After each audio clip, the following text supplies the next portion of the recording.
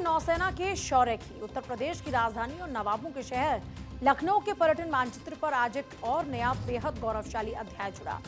लखनऊ में आपको समंदर के सिकंदरों का शौर्य और भारतीय नौसेना की ताकत बेहद करीब से देखने को मिलेगी।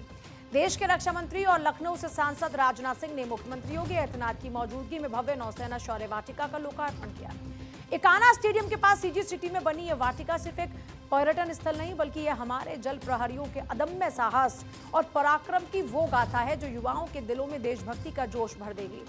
लखनऊ की धरती पर अब भारतीय नौसेना की तकनीकी दक्षता और वीर सेनानियों की जांबाजी देखेगी।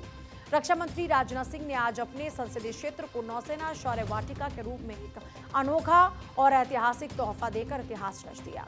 उत्तर प्रदेश पर्यटन विभाग और भारतीय नौसेना के संयुक्त प्रयास से 2 एकड़ में फैले इस अत्याधुनिक ओपन एयर म्यूजियम के दूसरे चरण का काम पूरा हो चुका है और इस वाटिका का सबसे बड़ा और मुख्य आकर्षण है आईएनएस गोमती।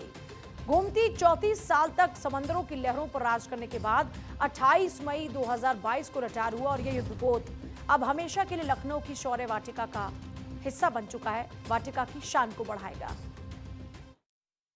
इस पार्क में आप जो कुछ भी देख रहे हैं वो सब वास्तविक है, एकदम असली युद्ध सामग्री जो कभी आईएनएस गोमती की शान हुआ करती थी। नेवी का जो बड़ा सा जहाज आप लोग देखते हैं और जो अभी नहीं देखा होगा तो जाकर देखेंगे, उसमें बहुत से उपकरण लगे होते हैं और मैं आप सबसे आग्रह करूंगा कि उसके भीतर घुसकर भी देखिए। उसके विशालकाय मिसाइल लॉन्चर जो दुश्मन के जहाजों पर सटीक वार करने में पूरी तरह से सक्षम होते हैं, उसके टारपीडो ट्यूब जो पानी के भीतर घात लगाए बैठे पनडुब्बियों का सफाया कर सकते हैं। नौसेना शौर्य वाटिका की खासियत की अगर बात की जाती है तो इसका मुख्य आकर्षण का केंद्र खासतौर पर रिटायर युद्धपोत आईएनएस गोमती है, जो पर्यटकों को रोमांचित करेगा। घातक हथियार की बात की जाए तो AK-726 मीडियम रेंज तोप और CT-53M पनडुब्बी अवरोधक, सैन्य धरोहर के तौर पर जिफ 101 लॉन्चर, कैप्स्टन ड्रम, मुख्य मस्तूल और जहाज का प्रोपेलर प्रदर्शित किया गया है। जल्द ही नौसेना शौर्य वाटिका स्मारक में एक असली पनडुब्बी भी रखी जाएगी। शौर्य वाटिका में सिर्फ युद्धपोत ही नहीं बल्कि नौसेना के वो अचूक हथियार भी सजे हैं जिन्होंने दुश्मनों के छक्के छुड़ाए। यहाँ आने वाले लोग नौसेना के इतिहास, समुद्री सुरक्षा, युद्ध अभियानों को बेहद करीब से समझ सकेंगे। लोकार्पण के मौके पर रक्षा मंत्री राजनाथ सिंह ने कहा कि यह वाटिका नई पीढ़ी को सशस्त्र बलों के त्याग और समर्पण से प्रेरित करेगी। रक्षा मंत्री राजनाथ सिंह ने सीएम योगी आदित्यनाथ की तारीफ की और कहा कि लखनऊ अब न केवल अपनी तहजीब और संस्कृति का पर्याय बन रहा है बल्कि देशभक्ति, सैन्य गौरव और रक्षा आत्मनिर्भरता का भी प्रतीक बन रहा है। राजनाथ सिंह ने बताया कि कैसे डिफेंस कॉरिडोर के माध्यम से भारत का उत्तर प्रदेश राज्य अपने रक्षा क्षेत्र को आत्मनिर्भर बना रहा है। ब्रह्मोस मिसाइल का निर्माण भी लखनऊ में हो रहा है और इसके अलावा उत्तर प्रदेश कई अन्य तरीकों से भी रक्षा विनिर्माण को मजबूत कर रहा है।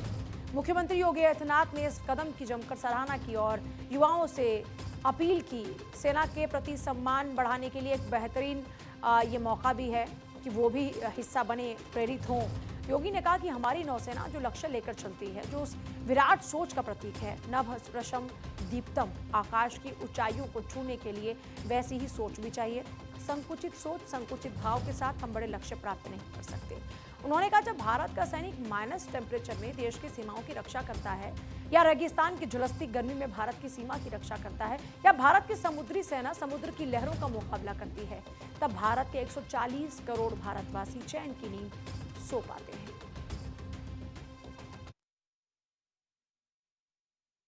सामान्य जीवन में अहिंसा ही सर्वोच्च धर्म होना चाहिए, लेकिन अगर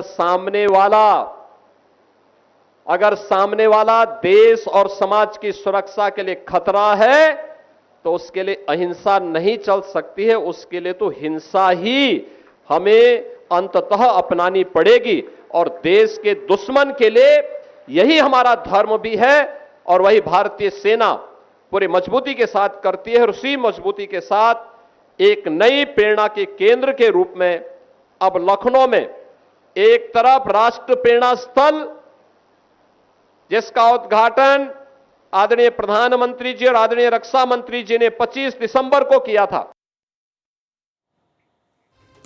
लखनऊ में जिस नौसेना शौर्य वाटिका का आप विराट रूप देख रहे हैं, उसमें मुख्य आकर्षण का केंद्र माने जाने वाले आईएनएस गोमती के बारे में भी आपको जानना बेहद जरूरी है। 34 सालों तक आईएनएस गोमती राष्ट्र और भारतीय नौसेना की उत्कृष्ट सेवा करने के बाद 28 मई 2022 को मुंबई से सेवा मुक्त हुआ। आईएनएस गोमती का नाम जीवंत गोमती नदी से लिया गया और इसे 16 अप्रैल 1988 को तत्कालीन रक्षा मंत्री श्री केसी पंत द्वारा बॉम्बे के मडगांव डॉक लिमिटेड में कमीशन किया गया था।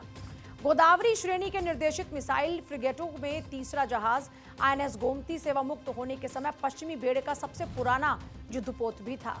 आईएनएस गोमती को सेवा मुक्त करने के बाद लखनऊ में इसी नाम की गोमती नदी के सुरमय तट पर स्थापित किए जा रहे खुले संग्रहालय में जहाज की विरासत को जीवित रखा गया, जहां इसकी कई युद्ध प्रणालियों को सैन्य और युद्ध अवशेषों के रूप में प्रदर्शित किया जाएगा।